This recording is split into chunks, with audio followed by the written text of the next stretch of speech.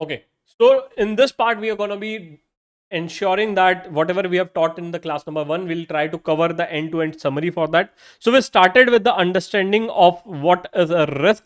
But before we started it, we understood why risk management is important. We deal with the various examples. First, we deal with the example of Maggie, where I gave you the example how Maggie was able to continue its plan, where we spoke about one thing, what is called as a business continuity plan. We are going to be dealing in the chapter number 9. Business continuity plan and try to ensure that the business is running on a continuous basis, right? Next, we spoke about how does it helps to understand or focuses on, where I give you the example of a PVR and a Netflix, how PVR, how the share price of the PVR fall from a 2000 to 900 and stuff. Next, we talk about why insurance is important and how insurance company is dealing with a law of large number. And I also spoke about, you'll also see the output is more than an input. Whatever you invest, you earn more as compared to the whatever benefits or whatever amount you invest. Then we spoke about the effectiveness and efficiency. Effectiveness generally deals with the time and efficiency deal with the minimal cost. If you want to see, so you generally try to ensure that there is a proper and safe environment, where we talk about the fire extinguisher, and I gave you the example of a mall. And there are various other reasons which makes a risk management an important aspect or important thing for the entire organization. Then we started with the word of what is a risk. Risk is defined in a 5-word definition. What is that? Effect of uncertainty on objectives, which is given by ISO 31000.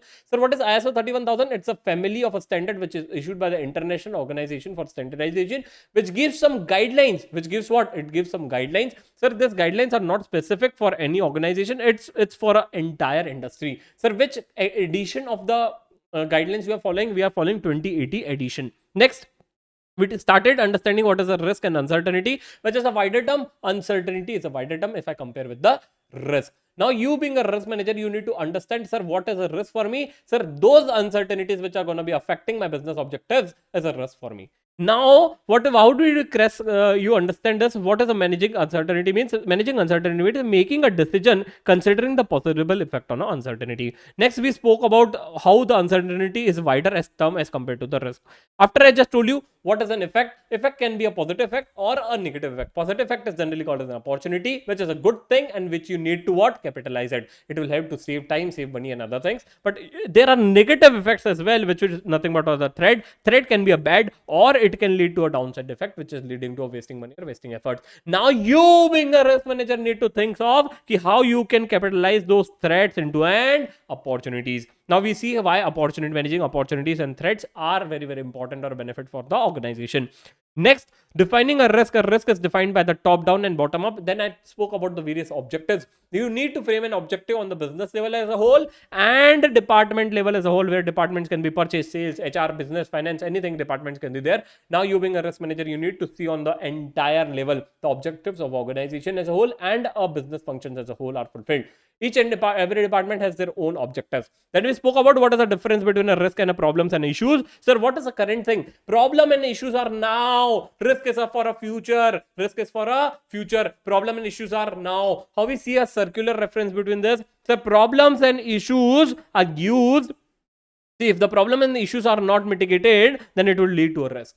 If the problems and issues are not mitigated, it will lead to a risk. I give you example of what? If the fire has occurred, if the stock is destroyed, then you will be unable to make a sales. If you are unable to make a sales, you will not be able to earn money. If you are not able to earn money, how will you be able to pay the creditors? Sir, it means the problem was of a fire which has occurred now. If the fire is not mitigated, it will lead to what? Arise in a risk.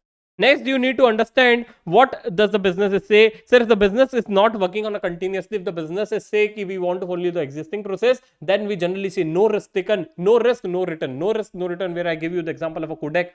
Do you remember I showed you the photo of yellow color Kodak? Yes, yes, yes. Okay. Then you need to understand, take a step into newer areas, innovate, create, and get reward. That is the cycle of our risk management. Next, we spoke about risk management is asking about the basic 6 question, where we deal only about the first question in this class. We spoke about what is a business trying to do or achieve. So every business has want to achieve their business goals or objectives, but it is again important for you to understand how does someone start a business. You need a visionary, you need a hacker, you need a hustler, you need a CFO. You need what? You need a CFO. Then once this is done, you go for an investor, you go to them and ask for a money. Now investor, what will do? They'll look into the four things into your business. Does the team has a good idea? Does the team has a good potential for growth? Does the business is sustainable? And very, very important, you'll check how much risk, how much risk is there. Now, if you're an investor, I just told you which option you're going to be selecting. You're going to be selecting an option with a lower risk and a higher return, because that is the best option and alternative available to you. Next, we spoke about what is an from where does a risk arise from. Risk arise from what? Uncertainty. And uncertainty arise from a decision, and this decision can be your own or of a third person. This decision can be of your own or third person. All important decision involve a risk. Remember this rule: all important decision involve a risk. I gave you example of lot of examples here where someone is starting their new business or operation. Now sir, how anyone takes a decision is taken based on what? Probability and consequence. Decision is taken based on what? Probability and consequence. Probability can be high or low, sir. Probability can be high or low. Consequence can be high or low. Consequence can be what? High or low. Now once that is done, you'll achieve one outcome, and basis of that outcome you need to decide the further course of actions which are going to be taken.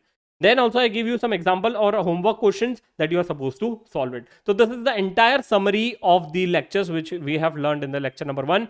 I would expect you to watch this summary video before you start your studies for risk management. See, we have covered the entire 2 lectures into the 6-minute recording, right? So end-to-end recording is covered in the 6 minute. So what we'll try to do is, after our 10 lectures are done, let's see how much time of the recording you'll be able to complete it. Means entire summary of our 10 lectures, which is approximately 20 hours, is gonna be summarized within a 1 hour or 2 hours of discussion. Okay, so thank you guys for watching in, and please do let me know if you have anything out, if you need any of the help, right? And please do refer your friends if you like this video.